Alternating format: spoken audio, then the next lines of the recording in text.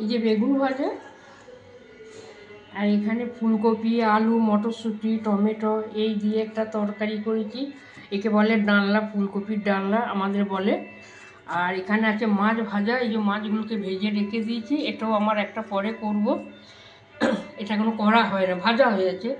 আর এইটা আমার মাছের তেল কাটার চচ্চড়ি, মাছের মাথা দিয়ে, কাতলা মাছের মাথা দিয়ে গাজর, টমেটো, মটরশুঁটি, শিম, বেগুন, আলু দিয়ে একে মাছের তেল দিয়ে একে বলে কাঁটা চচ্চড়ি, এই একটা করেছি। আর এই পোস্ত দিয়ে আর 1 চিমটে সর্ষে দিয়েছি, সেইটা দিয়ে এটা হলো সর্ষে পোস্ত কাজ। এই যে মারি মারি পাড়া হয়েছে, এতে টমেটো দিয়েছি, বাটাও আছে আবার গোটাও আছে। আর এই মটরশুঁটি দিয়েছি গোটা, ওটা বেটে দিইনি। এইটা দিয়ে এটা এইরকম করে করবেন, আপনারাও এরকম করবেন, খাবেন। দেখবেন এই পিসগুলো দেখবেন কাতলা মাছের একদম গোটা গোটা, কেন খুব ফুটিয়ে নিলে হবে না, ঘি মাছে করবে দেখবেন একটা কিচ্ছু হবে না, মাছের গায়ে মাছ লাগবে না। অথচ খুন্তি করে তুলে জাকিয়ে দেবে, তার পাশে গোটা গোটাই পড়বে।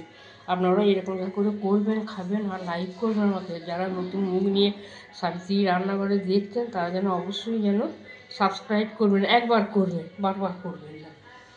আর এইরকম রান্নাগুলো কীরকম হয়েছে দেখুন, মনে হচ্ছে না যে ভোজবাড়ি মাছের তেল কাটা চচ্চড়ি। আর ডালনাটাও দেখুন কীরকম কালার হয়েছে, মাছ পোস্তটাও তাই হয়েছে। ওটা পরে করব, ওটাও আপনাদের দেখাবো, যখন করব তখন দেখাবো। আর তেজপাতা, জিরে ফোড়ন দিয়েছি, হ্যাঁ জিরে ফোড়ন দিয়েছি, আর শুকনো লঙ্কা আমি ফোড়ন দিই না। আর তেজপাতাটা কাঁচা দেবে। এই দেখছেন কীরকম ধারা হয়েছে রান্নাগুলো, এইরকম ধারা করলে পরে খেতেও যেমন টেস্টি হবে, দেখতে যখন এরকম হয়েছে খেতে ভালো হবে না, এটা হয়? এই দেখুন সব গোটা গোটা আছে,